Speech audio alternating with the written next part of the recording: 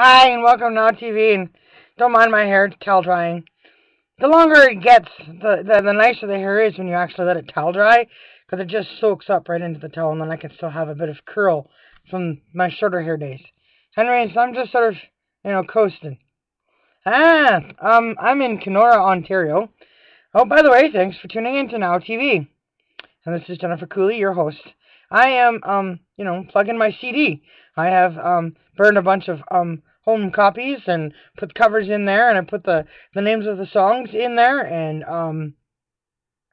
went out and played yesterday in Downtown Market in Kenora, Ontario. Sold 2 CDs, and, got a bunch of change, and obviously I spent some of that on the way back for, like, bread and chocolate milk and a little jug of it and little stuff. And now I won't touch the stuff in the change bucket. I'm just gonna let that grow. And I've learned a trick that it's better to wait for people to come give you money and then play a song than to play constantly. Of course, when you get there, you can play songs to get started, but throughout the day, it's just easier on your thumb if you don't use a pick when you want to have a song sound quieter. Initially to just let somebody come to you, because it gets tiring. You can only play, 10,000 years. 100 times, not 200 times, before you're like, okay, I don't want to play that anymore. So, some of my songs really went over really well here. Like, they really liked it. I think my CD is going to take really good to the East Coast. So if I can, get rid of all the CDs I have made here for just Kenora and then make some new ones as I head to the next town, I might reach my goal. I was hoping to get to Montreal and then I could cross the border into New York through, Duval, Quebec. So it's the least complicated border in Canada to cross. All they require there is an enhanced driver's license and a passport. Period. Before 2009, they didn't even need that. But now they just want the passport and enhanced driver's license. They don't want all this other schnuffle of, as in, where do you work, how much do you make, what's your credit card statement, what's your last employer's name. They don't want all that garbage. They don't care. They know there's no point. So you just show what you got, your passport, your enhanced driver's license, you cross and go. By then, though, I should be doing pretty good. I'm hoping somewhere in all of this, a radio station will be like, hey, this song's pretty good, I'll play it right from the CD. And they'll be able to play it. If I can get into some radio stations to play some of the songs live, that'd be good. But what I like about busking is that there's room for errors. You can sit there practicing a new song, and people are still going to come over and give you money. Do you know what I mean? Busking is great for that. When you're playing for change, because you're allowed to screw up, sing out of tune, try to work on a new song, and they're still going to pay you. So, if I can learn how to generate a certain amount of money per day, like between $50 to $100, then I can keep going. Nice and easy. But right now, I'm settling into Kenora, and I'm just sort of, it's like a vacation. I'm just treating it like a vacation. Because my 2-year-old daughter, Tom Welling's daughter, the one that he should have adopted by now, is in Winnipeg with my mom, and I think my mom would like to come up here with the baby. An excuse is the baby, to get her up here with the baby, so she can see Kenora and see if she can settle down up here in the future or something, which will never happen because she's going to die in Winnipeg, but I won't tell her that. She can figure it out. So I'm not the one from the Midwest coast. My mother is. She's been there since I was 3. She's never gone anywhere. I think she's been to Florida. She came to Terrace to help me get the baby out, and that's it. And then flew out, and she knows nothing about the rest of life. I don't want to be in that kind of situation when I'm 50. That is crazy. So, so chasing after Heath, his legacy, I gotta, keep that fire under my ass and keep going. So I would like to get to the East Coast all the way to the end of PEI, but summers are so bloody short in Canada. It's so short here, I'm scared to try and hit PEI and then drive back to cross over at Duval. By the time I get to Duval, I'm probably going to want to cross into America right away, and as soon as I get to the other side, I'm going to kiss the bloody money earth. Sorry. Anyways, you get what I'm saying. I'm going to kiss the ground and say, oh, thank God that's over, and may I never have to go through that again. Religiously. If only I could explain to you guys what I've been through, you would be like, no way. Yeah. No way. Yeah. No, seriously? Yeah. And you'd be like, no, that doesn't actually happen. That can't actually happen. He didn't actually do that. That didn't actually. It did. So, weird. I don't know what the reason is for all this over security, like too much security. I realize people call this recession a recession, but it's not a recession. I'll explain later. But I realize that the people are desperate for jobs. They want to make sure there's employment there for people everywhere because nobody wants to do what they do for free. Although a free world is a beautiful concept, and the idea that people still go to Zellers to work, or go to Safeway to work, or go to the gas station to work, or go to the theater house to work because they like their jobs is great. And then everybody doesn't have to worry about money, who's rich, who's poor, and who's middle class, because we'd all have the things we need, and we still go to the things we like to do. Then, that's great, but people are lazy. And without having a purpose or a reason or a financial excuse or need to go to do these jobs, they won't. They'll sleep till noon. Then nothing will get done. Now, great, as a farmer, you have that freedom. You know what I mean? Because you run the land, you grow your stuff on, and people have to come to you for the produce that's on it. So the farmer is number one if money was to suddenly stop being a part of our economy for our necessities to live. Anyways, the point is, I'm a genius. I know lots of information. There's a reason I'm Ivy Leagues. My brain hurts thinking about it. The simpletons of this world. I cannot stand grade school. All you Harvard heads wouldn't even understand what that means when I say I can't stand grade school. Because that's all you guys are to me. You're grade school. But, I'm a really cool person underneath all that. I'm just very smart. So I'm going to go and hit the East Coast. I've never gone to Quebec. I've been as far as whole Quebec, but I've never been to Montreal. And it's just because it wasn't my time, wasn't my thing, because I'm not country. Canada itself is country. Now, my CD might fly over East Coast really well, but I'm not country. I've grown up on these streets. I'm hardcore. I'm heavy duty, man. I'm the thick of it. I'm super streets. I have survived and earned these job skills and these trades that I've done because it's bite the bullet. You got to do something in this world to get ahead. You got to get somewhere. Since I'm not a criminal, I had to make a decision to do something. I've earned my job skills. Unfortunately, I've not had the freedom to enjoy them because one thing or another has gotten in the way. But while here in the East Coast, if I'm smart, I'll sit the road test for their bus. Because their laws are different here, they're backwards. But I'll sit the road test for the bus to see, look, she can still drive bus, even though she's got her trucker's license. And then they'll say, okay, now you can drive bus. School buses for kids and stuff. Then I am open to be able to live anywhere from Ontario all the way back to West Coast without having to worry about taking these tests again. Because once I've sat them, I've passed them, I don't have to do them again.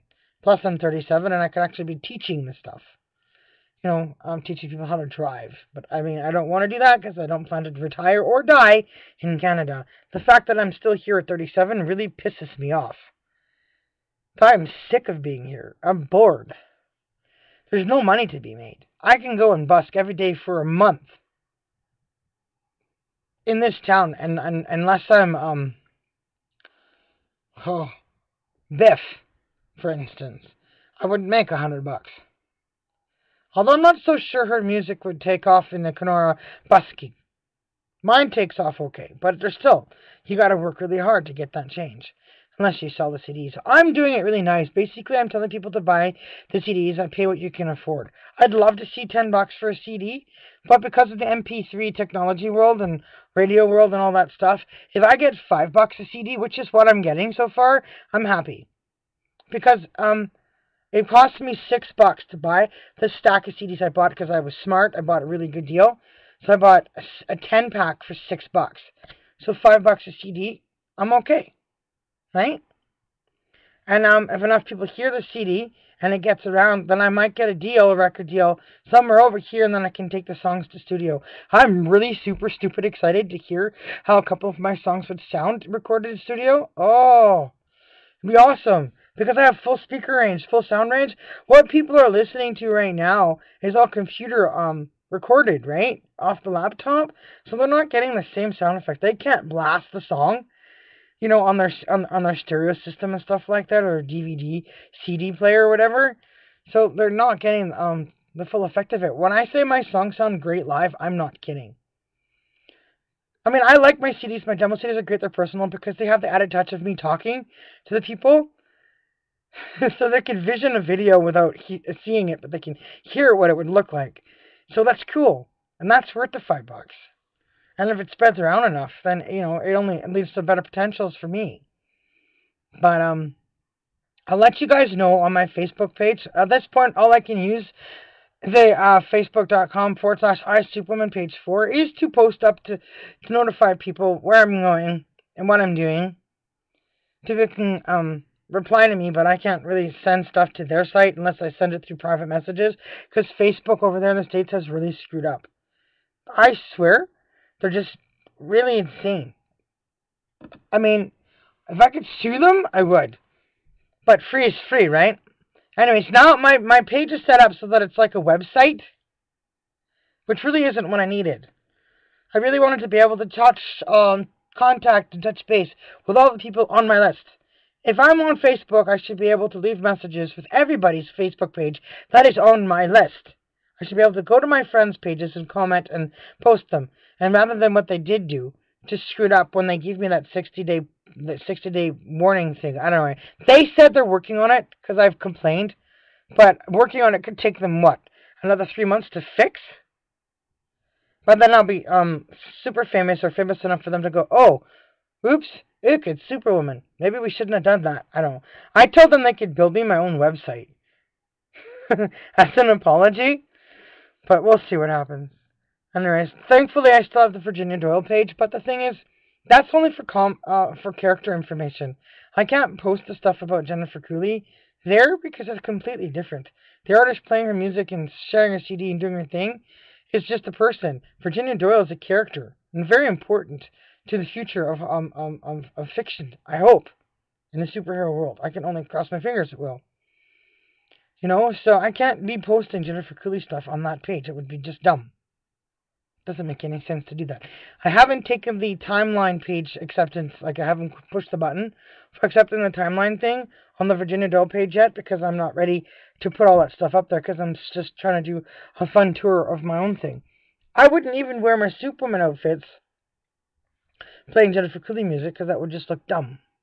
I wouldn't wear those clothes and do that. It would just doesn't look right. You can't wear a superhero costume playing guitar as a human person completely separate from the character, because it just doesn't fly.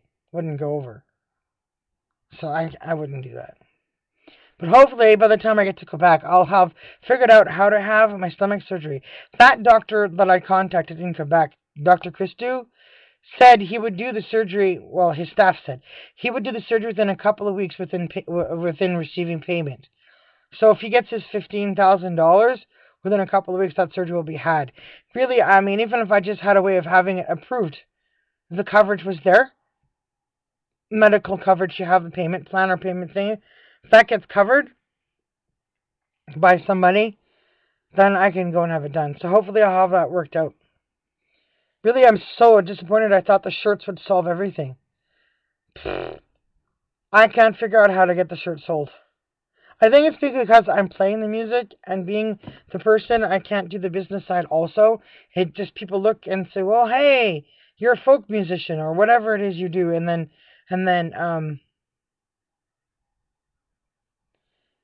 say, how would you like to buy a t-shirt? And have them go, huh? Because it confuses their brain. But I do have everything out on display. And I need to get a receipt book so people who order the Superwoman shirts,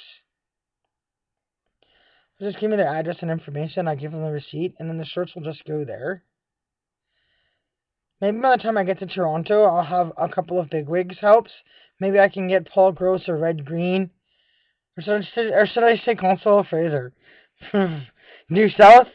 Constable Fraser and Red Green from Possum Lodge. And all his members will all wear Superwoman shirts. With their help, then I might be able to get the achieved goal of selling 1,000 in Toronto. I will do my best along the way. My next big stop is Thunder Bay.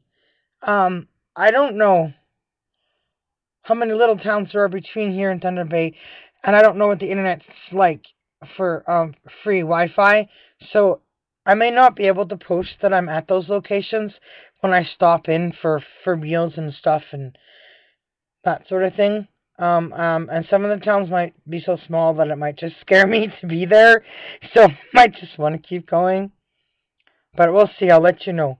Right now, I'm just here for the month where I'm at. If I can even sit here for a month. It's holiday. I'm on vacation. I want to go. But to try to get the baby up here for a good time. I'm also smart. I'm going to start cutting up her pictures. The special pictures I made. They're like headshot pictures, like almost cardboard.